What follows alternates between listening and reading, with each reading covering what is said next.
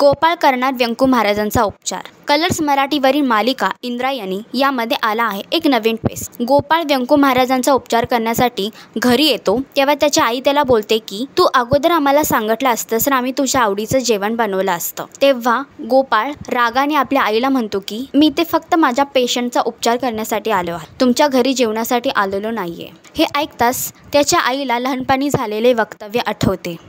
गोपाळ लहान असताना आपल्या आईवडिलांना म्हणतो की मी पुन्हा या घरामध्ये कधीच पाऊल ठेवणार नाही, पण आज फक्त आपल्या वडिलांसाठी व्यंकू महाराजांसाठी त्यांचा उपचार करण्यासाठी तो त्यांच्या घरी आला होता। तर तुम्हाला काय वाटतं, गोपाळ आणि व्यंकू महाराजांचे संबंध पूर्वीसारखे होतील का? गोपाळ खरंच व्यंकू महाराजांचा उपचार करेल का यामध्ये आणखी काही विघ्न येईल? असंच एंटरटेनमेंट पाहण्यासाठी तुम्ही आमचं चॅनल टेलीचक्कर रिजनल ला लाईक, शेअर आणि सबस्क्राईब करा।